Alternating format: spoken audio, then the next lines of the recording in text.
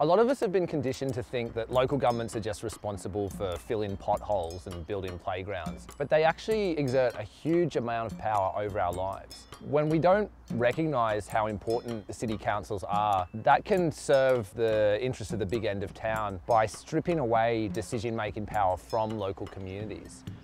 The true radical potential of local government is in terms of how it influences the way communities see themselves and the things that they care about. We know Brisbane is a great place to live, work and relax. Brisbane City Council controls an annual budget of over $3 billion, spending a huge amount of public money reshaping the city and delivering all kinds of services and projects. The council also hands out billions of dollars in additional real estate value. Every time it rezones a block of land for higher density development or rezones some farmland into suburban sprawl housing, that's like handing over private owners millions of dollars worth of extra real estate. So that creates fertile ground for corruption.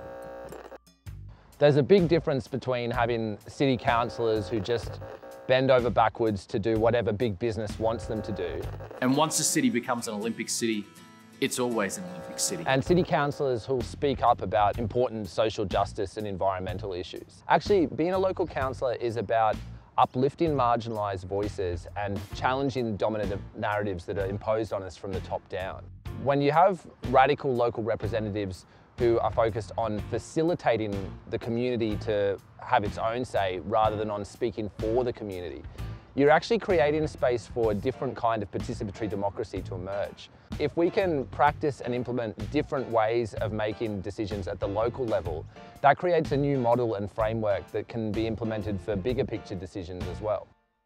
Whether we're talking about First Nations land rights struggles or housing injustice or systemic racism and overrepresentation of Aboriginal and Torres Strait Islander people in the prison system, I think local councils have a really important strategic role in terms of shifting those conversations.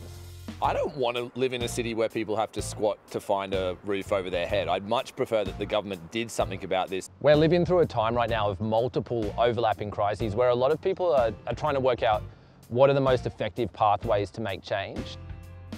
Cities shape every aspect of our lives in terms of where we live and how we move around and who we interact with and the kinds of events and rituals that we participate in. It's really easy to drive to the shopping mall, but it's pretty hard to get a bus out to the nearest bushland reserve.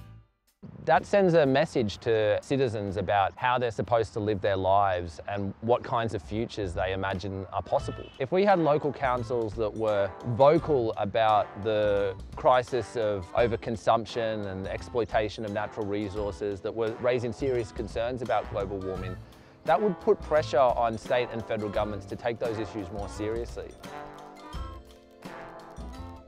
A city like Brisbane plays a really interesting role in Australia's political landscape. Brisbane sits at this kind of imagined threshold between regional Australia and the southern capital. It has a disproportionate impact on the national political conversation. Queensland is one of Australia's swing states. The political currents of Queensland have a disproportionate effect on the national political landscape. Brisbane has a disproportionate effect on Queensland political culture.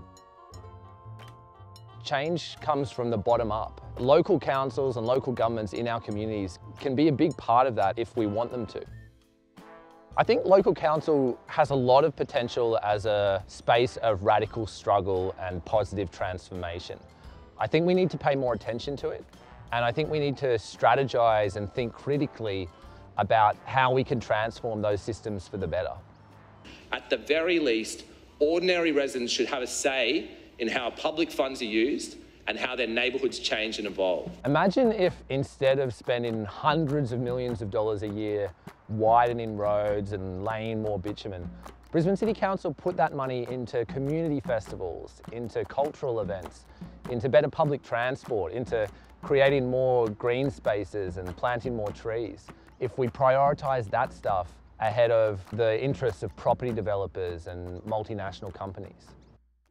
I don't think we should be giving too much power to big corporations, and I don't think we should be giving too much power to state and federal government institutions. But I think even in a sort of more positive utopian future, there's a room for local councils and local democratic institutions that actually uplift the voices of the people and create space for those democratic conversations in our communities.